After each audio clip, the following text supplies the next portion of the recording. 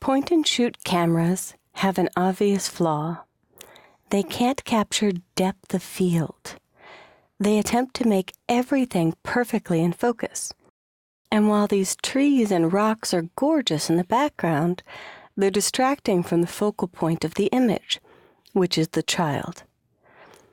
A high-end camera, one with changeable lenses, can actually focus on the foreground, blurring out the background to make the subject more compelling. So what we're going to do is apply a filter to the background in order to make it look as if this was taken with a high-end camera. In this image, I have a selection saved for you. So I'll go to Select, Load Selection, and there's a channel called Child. I'll click OK. And before I want to run this effect on the background, I want to make sure I can edit it. If I run off a proof and the background looks too blurry or too artificial, I want to step that down. Or if I was too cautious and the blur is too subtle, I want to be able to increase it later after closing the file. So I'll go to the Filter menu and Convert for Smart Filters. I'll click OK, and it lets me know that it's converting this layer to a smart object. This icon in the lower right corner indicates that there's a protected original version of the image inside this layer. I'll double-click on the layer name and name it so it's not layer 0. I hate seeing that. And then I'll select the inverse. The child was selected, but I want to apply this effect to the background. After selecting the inverse, I'll choose Filter, Blur, Gaussian Blur. And there you can see I've got a nice, subtle effect that I can increase and make very artificial, or decrease and make a bit more subtle. In fact, the marching ants, the selection lines, can be distracting, so you can choose View, Extras to hide those edges, to play with your Gaussian blur settings without the distraction of those lines. I'm happy with this. I'll click OK. And here I can click the eye icon next to Gaussian blur to see before and after. Now, a very important note about smart objects. There's a bug bite on the child's head, and I'd like to fix that because it's distracting. If I try to go to my favorite patch tool and make a selection and drag to new skin, it's going to warn me I have to rasterize the smart object, so I couldn't edit my Gaussian blur. Do you want to do that? No, I don't. So I'm going to hit Cancel. And it's telling me I can't use the patch tool. That's okay.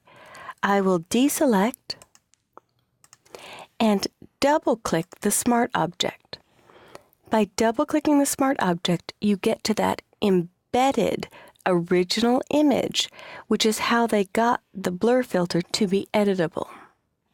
So I'll click OK, and here's the original protected photo, because it's a smart object, that blur isn't ever permanently applied. But my goal is to take this bug bite, select it, drag to new skin, and it's removed. I could do a little bit more cleanup if I so choose. We'll leave the mole because very often people who are in the color correction or photo retouching industry don't realize what is a blemish or skin imperfection versus what is a mole or beauty mark and should be there. So I know that should be there, and I will leave it.